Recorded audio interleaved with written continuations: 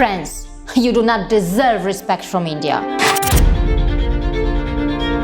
Eiffel tower को अच्छे से काटने का, बारिया वाला पैकिंग करने का और फिर उसको सीधा Ram Mandir isn't going anywhere. But how about your Eiffel Tower?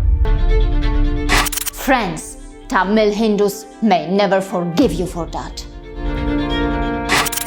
This is the real side of friends that they want to hide from Indians. When the French President and the Indian Prime Minister met each other, a section in the French media built a narrative that seemed to suggest that India does not deserve respect from France. And in that twisted narrative, they claimed that India is not good enough for France because, unlike India, France is a great liberal democracy with high moral standards. Not only that, some in the French media have also criticized the construction of the Ram Temple in Ayodhya and have deceitfully attempted to hide or suppress the uncomfortable truth about India's Hindu temples that were destroyed due to violence from the invasive global conquest-seeking religions. But enough is enough. French media sharks, I want to ask you this. What is the foundation that your Eiffel Tower is standing on? Yes, answer me. How about the Eiffel Tower? Isn't it carrying a dirty secret? Isn't it hiding something that France seems to be very scared of? And French media sharks, remember, India's Ram Temple in Ayodhya is not going anywhere because Bhagavan Ram is in the place and the city where he belongs. But if you have any shame, consider raising your voice to get the Eiffel Tower removed from here because the Eiffel Tower does not belong here. Want to know what I'm talking about? Then continue watching. The Eiffel Tower, one of the most iconic landmarks in the world. It is presented as a symbol of romanticism. When India's Prime Minister came to France, it was announced that the iconic Eiffel Tower would become the first merchant in France to accept UPI. The ugly truth is that the Eiffel Tower is not really a symbol of romance and romanticism. It seems to be a shameless display of loot by Europeans and a symbol of dirty money from ransom payments. So where did the blood money that built the Eiffel Tower come from? Well, it came from Haiti, a former French colony. Want to know how? Well, in the 19th century, Haiti won its independence from France. As Haitians declared themselves free and rejected slavery, the slave master, France, started to panic. After all, for France, those slaves were not human beings, they were French property. So instead of paying reparations to the country it brutally colonized, France had the audacity to demand reparations from Haiti. Can you believe that? France gave Haitians a choice: pay 150 million francs or face war. Of course, Haiti did not want to pay that money. But the colonial criminal state sent warships to Haiti, terrorizing the newly independent nation at a gunpoint. Eventually, France succeeded in terrorizing Haiti. To keep their independence, Haitians got ready to pay their former master the huge ransom. As a result, France continued to control Haiti even after it became independent. Soon, Haiti's treasury was controlled by a French bank. Want to know who that French bank was? Crédit Industriel et Commercial. Remember, this is the same French bank that helped finance the Eiffel Tower. The French bank destroyed Haiti through a huge debt trap and helped France suck even more money out of the country. With all the easy, dirty money soaked in Haitians' blood and ransom payments, the French bank saw massive growth and it eventually became part of one of Europe's largest financial conglomerates. Yes, this is how Paris was getting transformed into a hub of international finance. And yes, this is how France got the Eiffel Tower. But in return, Haiti got death, destruction, and endless neo-colonization. As reported here, the payments to France cost Haiti from $21 billion to $115 billion in lost economic growth. And guess what? A lot of that history is not even taught in French schools. But there is more to it. First, the destruction by Spain, then the destruction by France, and then the USA. People in this part of the world went through a lot. For example, in 1914, 8 American Marines went into the headquarters of Haiti's National Bank and walked out with a loot of $500,000 in gold. Viewers, don't you know the dirty story of America's Citibank? The United States dissolved Haiti's parliament at gunpoint, killed thousands of people, controlled its finances for more than 30 years, tied up civilians in ropes, and forced Haitians to build roads for no pay. So, dear friends, listen carefully. Eiffel Tower ko अच्छे से काटने का, बारिया वाला packing करने का और फिर उसको सीधे हाइटी में जाके assemble करने का, समझे क्या? No, it is not me who is saying this. Read this petition. France, give the Eiffel Tower back to Haiti. Not only that, consider paying Haitians all the direct or indirect revenue that you have ever generated because of the Eiffel Tower. I know paying Haitians all that money could bankrupt you, but remember, justice is justice. And don't worry, those millions of visitors can visit Haiti if they want to see the Eiffel Tower. And don't you think that the dirty history of the Eiffel Tower should be mentioned properly on the official website too? Don't you think it should be mentioned here that France and its Eiffel Tower are standing on a foundation built by looted money and the blood of Haitians, Indians, and the other victims of France's colonial atrocities? And by the way, don't worry about the UPI issue. Even if the Eiffel Tower is moved to Haiti, India can make sure that the UPI works there too. Point 2. Viewers, do you think you are familiar with the map of France? Well, think again. Pay attention to the overseas territories of the colonial criminal state. Guadeloupe, Guyana, Martinique, Réunion, Mayotte, New Caledonia, French Polynesia, Saint-Barthélemy, Saint-Martin, Saint-Pierre-et-Miquelon, the French southern and Antarctic lands, and the islands of Wallis and Futuna. The French overseas territories are spread all over the world. Yes, in many ways, colonization has not ended, and this is the bitter reality of a brutal occupying force that is shamelessly fooling the world by claiming that it supports liberty.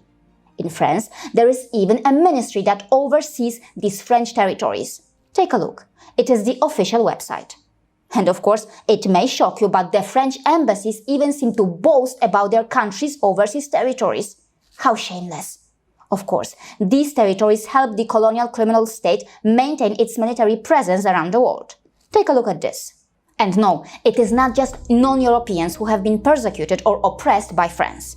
For example, can we forget the French conquest of Corsica? Yes, I am talking about the island where Napoleon Bonaparte was born. Should we forget how France annexed the island? Should we forget what France did to Corsican language and culture?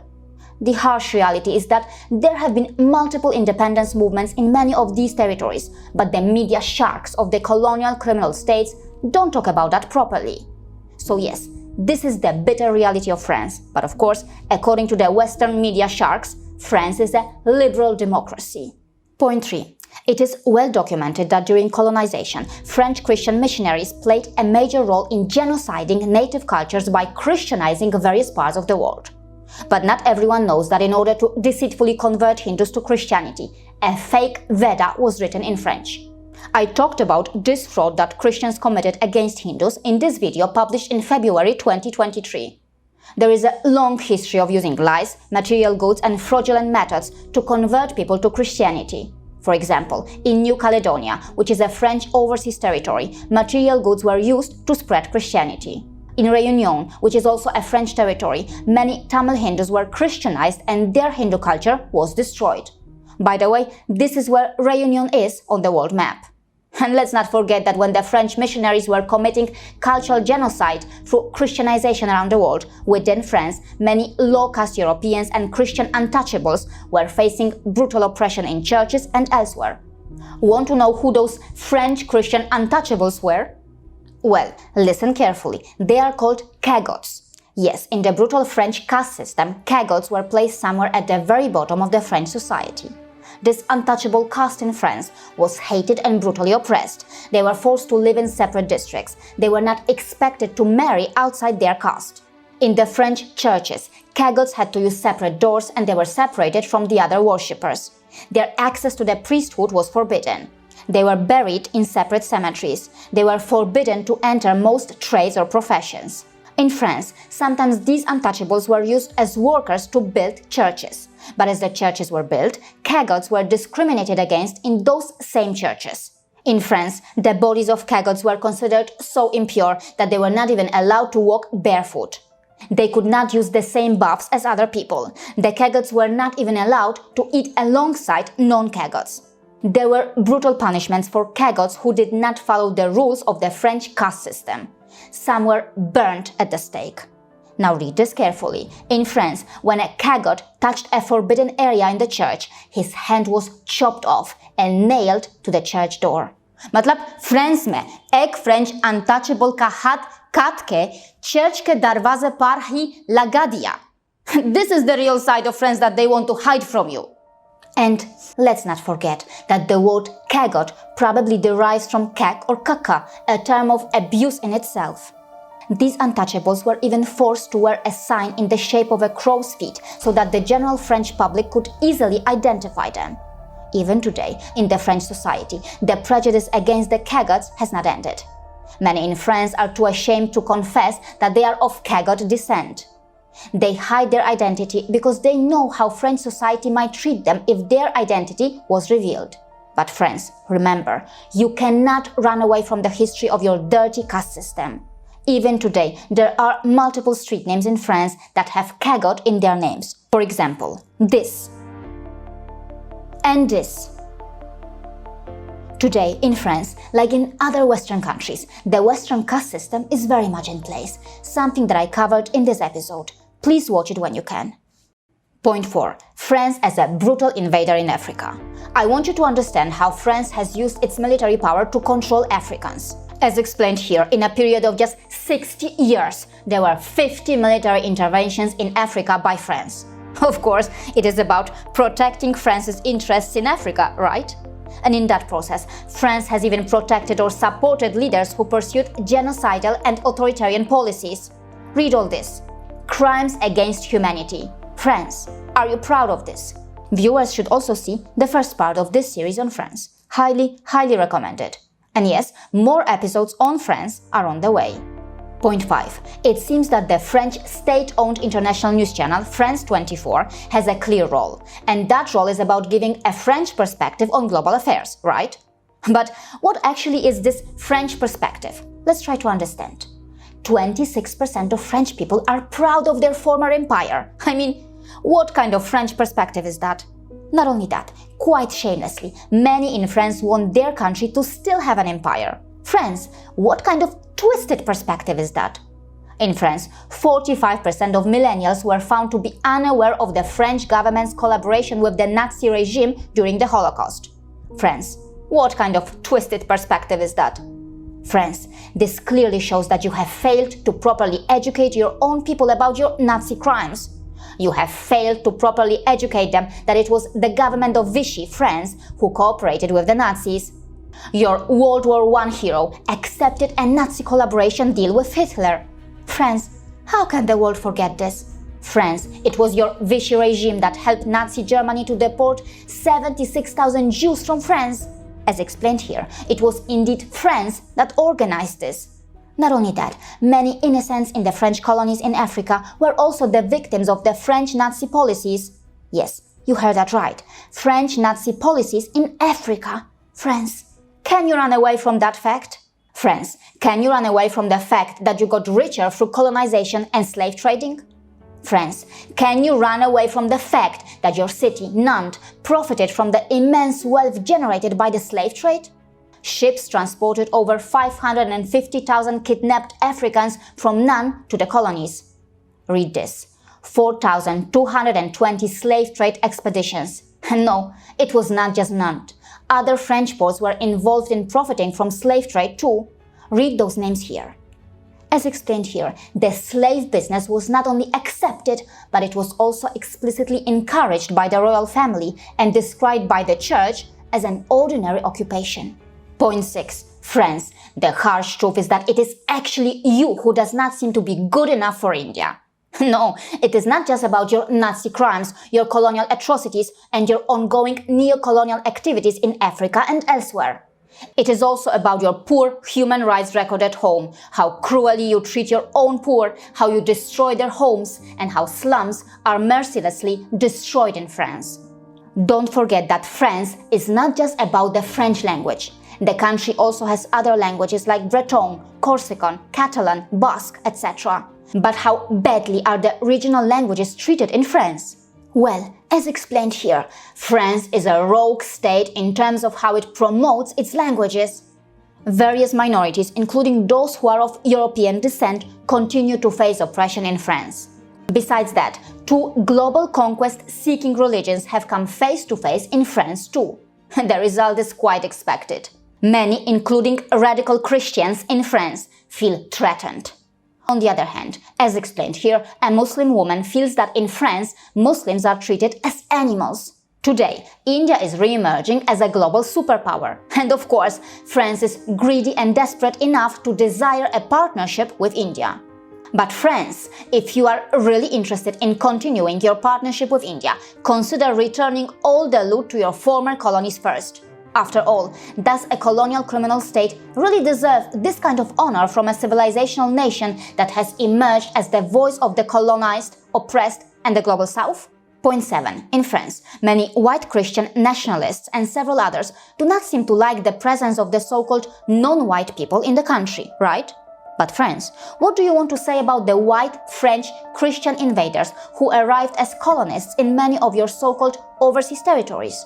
And guess what? Many of those French invaders and settlers even altered the demographics of those places.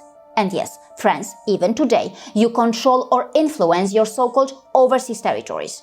So you can invade or control territories around the world that didn't always belong to you. And then you expect the people of those lands to never visit Paris or come to France?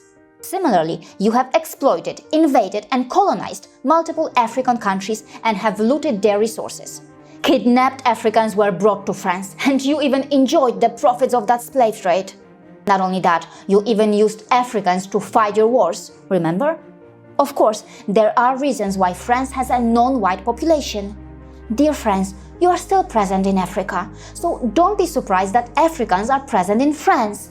And don't forget, because of your poor fertility rate and aging population, you desperately and selfishly take migrant workers to fill your labor shortage. But how does France treat migrant workers? Well, many face economic exploitation or persecution in France. But then, what can I say here? France has a track record of treating migrant workers brutally. Friends, don't you remember how in 1893 French villagers massacred Italian seasonal workers? Yes, your people lynched Italians who were working in France. Don't forget that. Dear friends, today you complain about immigrants, but don't forget how others gave shelter to hundreds of thousands of desperate French immigrants and refugees. Let me remind you who those desperate French immigrants were. Remember how Christian denominations fought each other in France? Remember how Catholics and Protestants fought and killed each other in France? Remember how French Protestants, otherwise known as the Huguenots, were persecuted in France? Remember how over 400,000 Huguenots emigrated from France as a result? Remember how in France, the children of Protestant parents were removed and given to Catholic families, and many Protestants were forcibly baptized into the Catholic faith? Remember how in France, Protestants were banned from entering professions such as medicine and the law, and almost everything was done to force people to convert? Yes, in France, Christians were killing Christians and forcefully converting them from one Christian denomination to the other. As a result, thousands of Huguenots were fleeing France and settling in other nations. Racists in France who oppose immigrants should not forget this. When there were wars in their own country, how other countries rescued and sheltered the French people. Millions died during the French wars of religion. People of different Christian denominations fought against one another. Yes, it seems that in Christianity, the fight to convert and conquer never ends. Even if a given region is already Christianized, various Christian denominations may go against one another. History has shown us that. And how about Canada? Who were those French invaders and settlers who stole or deceitfully acquired the indigenous land? The harsh truth is that Canada is yet another example of European expansionism, and yes, France participated in that too. So, dear friends, is it right to say that you are a criminal democracy that is trying to fool the world by posing as a liberal democracy? Friends, just because you have managed to build a fake, beautiful image of yourself by deceitfully using your soft power and media sharks, it doesn't mean that the world should stay silent and overlook your crimes. And just in case, if your president, Emmanuel Macron, sees this video and feels sad that his country's real character is being exposed, remind him that our channel, India in Details, is based out of India. And in India, we are just enjoying freedom of speech. See you again.